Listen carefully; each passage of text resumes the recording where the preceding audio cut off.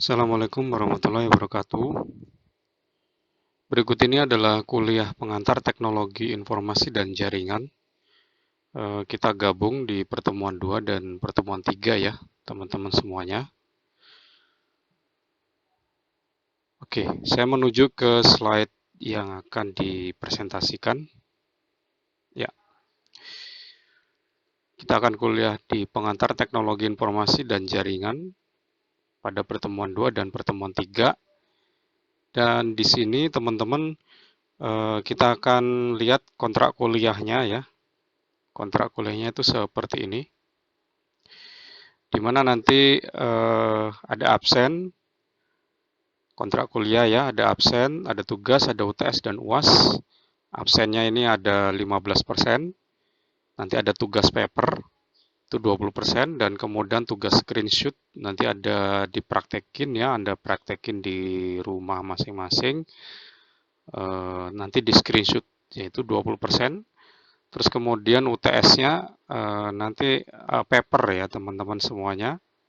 Jadi paper ini nanti ada teknisnya, saya akan jelaskan. Terus kemudian ada UAS, UAS-nya juga paper. Itu UTS dan UAS itu 25%. Jadi totalnya 105%. Jadi 5-nya ini bonus lah ya. Oke. Nah, oke teman-teman semuanya. Nah, ini di sini di slide ini ada study roadmap plan. Ini kurikulumnya. Ya, jadi yang kemarin itu saya rubah karena total di pertemuan kita ada 14 kali pertemuan ya. Di pertemuan pertama kemarin yang sudah yaitu kurikulum kuliah itu ya saya rangkap juga di hari ini ya. Terus kemudian ada pertemuan kedua dan ketiga ya. Itu ada definisi dan fungsi IT TI dan kemudian ada peran dan perkembangan TI. Kemudian di pertemuan 4 dan 5 nanti kemungkinan juga akan saya gabung dampak positif dan negatif TI, kemudian ada masyarakat teknologi informasi. Nah, di pertemuan 6 nanti ada tugas paper, jadi teman-teman Anda buat paper cuma 1 lembar ya. Nanti ada teknisnya seperti apa akan saya jelaskan di sesi khusus ya, nanti di pertemuan 5 setelah pertemuan 5 ya. Itu nanti akan saya kupas habis. Terus juga pertemuan 7 UTS ya. UTS ini bikin paper ya 2 lembar aja. Nanti dikirim ke emailnya dosennya ke saya dan kemudian diupload PDF-nya itu ke osf.io. Nanti akan saya berikan informasinya osf.io itu seperti apa dan bagaimana makhluknya ya. Oke. Dan kemudian ini study roadmap plan setelah UTS itu di pertemuan 8 kita mengarah ke jaringan ya. Itu ada sejarah, di pertemuan 9 juga topologi, pertemuan 10-11 ini OSI layer atau cabling system. Dan pertemuan 11 ini pengalaman jaringan atau TCP/IP, kemudian nanti kita akan pasang jaringan secara virtual ini dengan menggunakan latihan di paket tracer ya. Nah, ini ada di tugas 13 ini tugas screenshot, nanti akan saya berikan tugasnya. Juga nanti akan dikirim ke email ke saya dan diupload ke OSF. Lalu di pertemuan 14 Anda UAS ya. UASnya juga buat paper. Itu. Oke. Baik, kita akan menuju ke pertemuan 2 di mana ada definisi dan fungsi teknologi informasi. Ya. Ya, oke. Saya Arnes, saya akan presentasikan kuliah ini. Definisi teknologi, ya, menurut dari Jack Fabrian tahun 2000, bahwa teknologi adalah aplikasi ilmu dan engineering. Jadi engineering ini maksudnya perekayasa atau rekayasa ya, untuk mengembangkan mesin dan prosedur agar memperoleh dan memperbaiki kondisi manusia atau paling tidak memperbaiki efisiensi manusia pada berbagai aspek. Jadi seperti itu.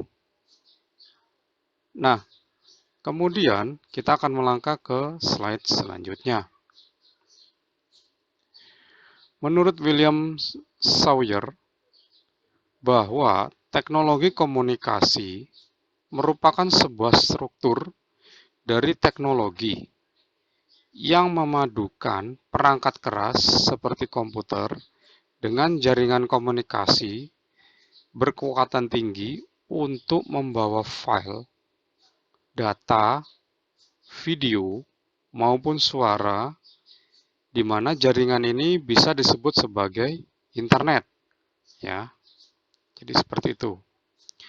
Dan menurut dari Kenneth London, bahwa teknologi informasi merupakan sebuah sarana yang digunakan oleh para manajer untuk menanggulangi suatu perubahan, di mana dalam hal ini London menegaskan bahwa perubahan yang dimaksud merupakan suatu proses perubahan pada informasi yang sudah disimpan di dalam komputer sebelumnya. Jadi seperti itu. Saya next. Fungsi dari teknologi informasi. Menurut situs PMSM or ID, terdapat 6 fungsi teknologi informasi, yaitu yang pertama, menangkap atau capture. Menangkap di sini dapat diartikan sebagai menginput, misalnya menerima input dari mikrofon, atau keyboard, atau scanner, dan lain-lain. Kemudian yang kedua adalah mengolah atau processing, di mana mengolah atau memproses data masukan yang diterima untuk menjadi informasi. Pengolahan dan pemrosesan data dapat berupa mengkonversi, menganalisis, dan menghitung atau kalkulasi. Yang ketiga, menghasilkan atau generating, di mana menghasilkan atau mengorganisasikan informasi ke dalam bentuk yang berupa atau laporan yang dapat dimengerti oleh orang lain. Misalnya laporan, tabel, grafik, gambar, dan lain-lain. Saya next. Kita lanjutin ya. Yang keempat yaitu menyimpan atau storage. Ya. Di mana merekam atau menyimpan data dan informasi dalam suatu media yang dapat digunakan untuk keperluan lain. Contohnya adalah menyimpan ke hard disk, flash disk, ya, tape recorder ini maksudnya, dan lain-lain. Terus yang kelima, yaitu mencari kembali atau retrieval, yaitu menelusuri dan mendapatkan kembali informasi atau mengcopy data dan informasi yang sudah tersimpan. Misalnya mencari data penjualan yang sudah disimpan sebelumnya. Oke. Yang keenam, mentransmisi atau transmission, yaitu mengirim data dan informasi dari suatu lokasi ke lokasi lain melalui jaringan komputer. Misalkan mengirimkan data penjualan dari user A ke user yang lain. Itu ya. Nah, saya next. Kita menuju ke pertemuan ketiga, ya.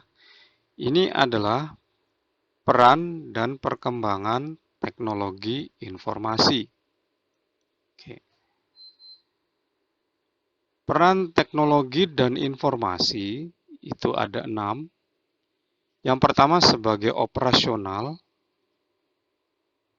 yang kedua adalah monitoring, yang ketiga adalah kontrol, dan yang keempat adalah perencanaan, yang kelima adalah keputusan, yang keenam adalah komunikasi. Dan ini adalah contohnya adalah teknologi CCTV. Seperti yang kita ketahui, kalau misalnya ada perusahaan, kantor, dan sebagainya, sudah sangat biasa menggunakan teknologi CCTV. Itu dalam menggunakan CCTV sangat diperlukan untuk operasional, bisa untuk monitoring, controlling orang, dan sebagainya ya. Sehingga bisa untuk perencanaan, keputusannya seperti apa, dan bisa untuk alat komunikasi. Ya. Jadi komunikasi antar divisi. Ya. Saya next. Perkembangan teknologi informasi. Yang pertama adalah dunia komunikasi, yang kedua adalah digital payment, dan yang ketiga adalah perusahaan digital atau startup. Ini saya ringkas ke dalam 3 golongan ini. Yang pertama, dunia komunikasi. Seiring dengan perkembangan zaman, dunia komunikasi telah berkembang pesat. Dari telepon kabel, telepon seluler, hingga penggunaan internet untuk kehidupan sehari-hari. Sebagai contoh, penggunaan pesan teks yang sangat populer saat ini yaitu WhatsApp. Nah, siapa sih yang nggak kenal WhatsApp atau WA?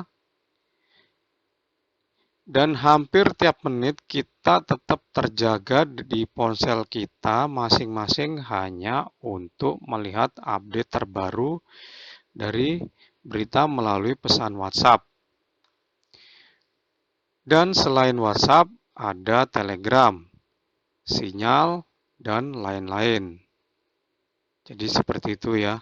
Dunia sudah sangat berkembang ya. Sebagai contoh adalah WhatsApp ini ya. Oke.